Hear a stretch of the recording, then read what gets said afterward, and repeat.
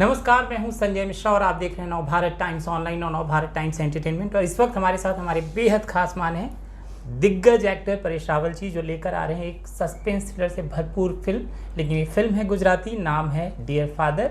आपका बहुत बहुत स्वागत है और ढेर सारी शुभकामनाएं। थैंक यू जी, बहुत बहुत शुक्रिया। अब सवाल से ज़्यादा मुझे शिकायत है आपसे। क्या?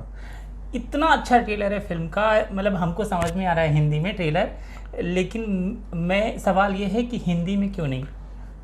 हिंदी में करेंगे इसको, और हिंदी में क्योंकि क्या होता है कि हिंदी में करो तो गुजराती वाले हिंदी देख लेते हैं। अच्छा, ओके।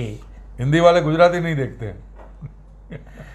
ये पूरा गुजराती बिजनेस वो बिल्कुल बिल्कुल, धंधा तो आना ही चाहिए, बिकॉज बोलते हैं ना शो बिजनेस, शो के साथ बिजनेस है, वो जुड़ा हुआ है, तो शो बिजनेस। जी बिल्कुल, अच्छी बात है। मैं इंतज़ार कर लूँगा क्योंकि इतना सस्पेंस और इतना खींच के रखता है कि मैं जानना चाहता हूँ कि आखिर क्या हो रहा है उसमें। और डबल रोल है आपका और ट्रेलर बहुत खींच कर रखता है लास्ट तक की जानना है कहानी को। आपके शब्दों में जितना आप बता सकते हैं, क्योंकि इसका मज़ा उसमें है कि पता ही नहीं चले।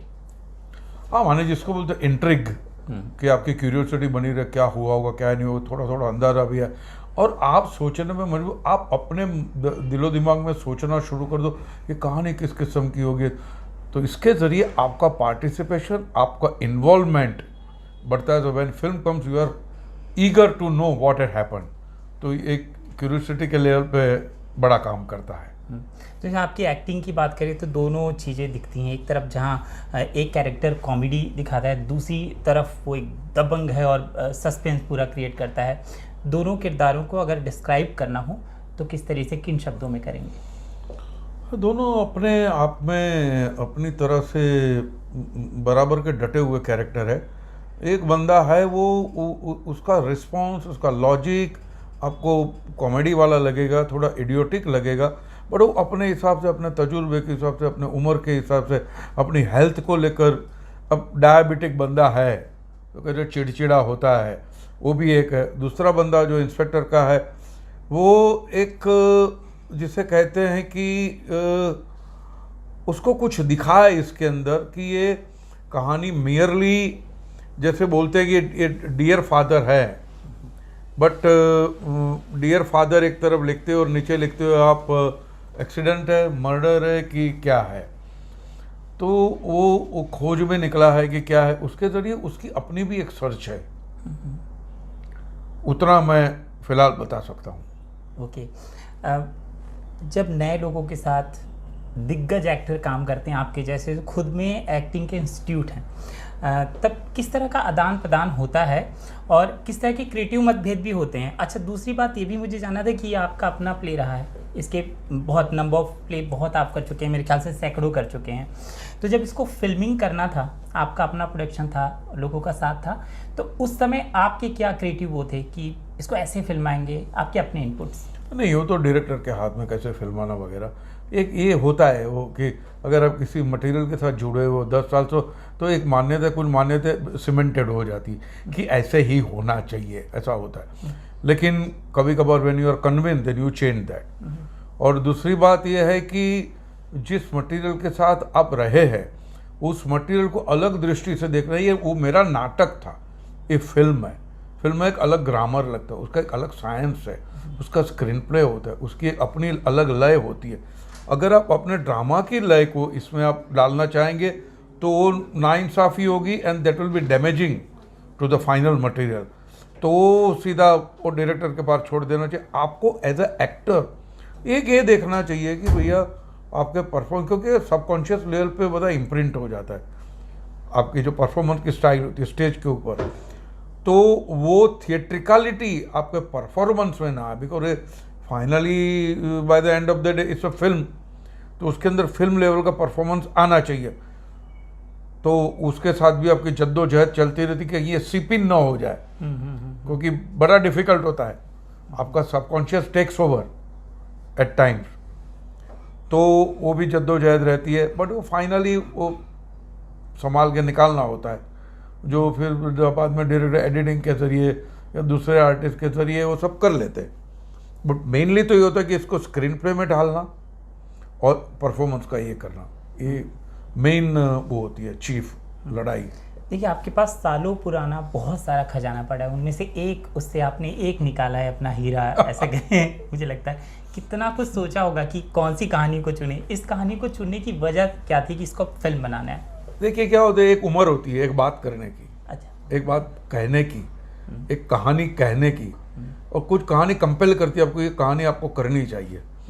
ये ड्रामा भी जब मैंने चुना तब उन दिनों में 2007 या 2008 में मुझे एक प्ले करना था बाप बेटे के ऊपर, तो मैं बहुत ढूंढा था, एक मटेरियल मुझे मिला था, बट वो academy award winning foreign film थी, वो हमने उसको डालने की कोशिश की, लेकिन हमने सोचा कि इसको हम जस्टिफाई नहीं कर पाएंगे, तो हमने छोड़ दिया।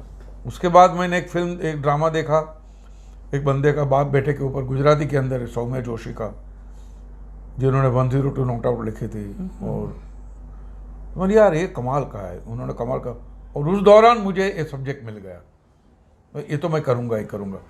एक तो क्या होता है, as an actor double role है, जैसे कहने के लिए जो बात है जो मेरे दिलो दिमाग में चलती है, जो आप आजू बाजू की दुनिया में देख रहे, आपको भी धीरे धीरे आपके गट लेवल पे लगता है कि हाँ यार ये बात करनी चाहिए, ये बात मुझे भी थोड़ा अनुभव हो रहा है, वो बात करनी चाहिए। तो बात के अंदर आपका आइडेंटिफिकेशन, आपका अपना ट्रूथ इसमें आप डाल सकते हैं कुछ हद तक।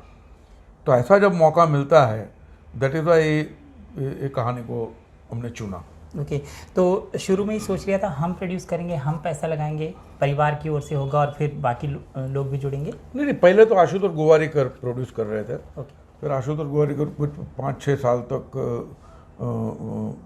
करने वाले थे, ऐसा नहीं है, पर बाद में कुछ ऐसा हुआ कि अभी क्या हुआ देखो, उनके 2-3 बड़े प्रोडक्शन आ रहे थे, तो उन्होंने बोला कि भैया देखो, मैं, क्योंकि अच्छे दोस्त थे, बोला परेश ये मैं नहीं कर पाऊँगा क्योंकि, और बाद में कोविड आ गया, बोलते मेरी प्लेट फुल है और अभी कोविड का काल आ गया तो मैं नहीं शुरू कर पाऊँगा, तो better you don't wait for me. और रतन जी के साथ हमारा हमेशा ऐसा रहा है कि रतन जी हमेशा बोलते हैं यार आपके पास कुछ सब्जेक्ट हो तो दो, कुछ सब्जेक्ट हो तो दो। अभी रतन जी इतने बड़े प्रोड्यूसर, जिस किस्म की ब्लॉकबस्टर फिल्में उन्होंने बनाई है, तो मैंने हिचकिचाते हुए कहा, बोला ये है सब्जेक्ट, बोलता ठीक है, मैंने सुना तो नहीं सकूंगा, लेकिन मेरा प्ले का जो रिकॉर्डिंग था वो मैंने उनको दिया, उन्होंने सुना, उनको बहुत अच्छा लगा। बोलता एक करते, मैंने इसमें गाना नहीं है एक भी, क्योंकि ये म्यूज़िक के हैं, म्यूज़िक इंडस्ट्री में विनस का बहुत बड़ा नाम। बोलते कोई बात नहीं, मतलब गाना नहीं है, बाद में आप कहोगे गाना डाल तो मुनासिब नहीं होगा।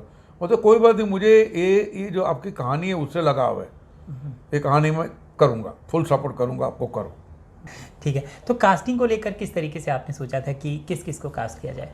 कास्टिंग को लेकर काफ़ी चला था कि इसको बारे में सोचे, इसके बारे में सोचे। फाइनली मानसी के साथ तो मैं बरसों पहले एक ड्रामा भी करना चाहता था, म्यूज़िकल प्ले, वो मैं नहीं कर पाया था। पर बाद में जब बेटे की बात आई तो मतलब जिस बेटे ने मेरे साथ काम किया है स्टेज के ऊपर, 430 शोज़ किए हम दोनों ने, न उसका कभी रिप्लेसमेंट हो तो मेरा कभी रिप्लेसमेंट हो, तो we are continuous with the play. और चेतन धनानी को लिया जाए, नंबर, चेतन धनानी की सेंसिबिलिटी के बारे में मुझे इसलिए विश्वास, क्योंकि उसने रेवा नाम की एक फिल्म की है गुजराती के अंदर, which is very good film, very good subject. तो जो आदमी की चॉइस ऐसी है, जो आदमी ऐसा काम करना पसंद करता है, तो हमारे मटेरियल के साथ जाता है। तो that's how Mansi and Chetan came into. Director Umang, we had scene अपना वेंटिलेटर, तो बोले यार 35 कैरेक्टर को संभालना इस किस्म का, वो बड़ा नाजुक सब्जेक्ट है। तो फिर उमंग केम ऑन बोर्ड, तो मेरे हो गया, प्रोड्यूसर थे, डायरेक्टर थे, एक्टर थे, क्या और इरादा था, हो गया। इरादा था।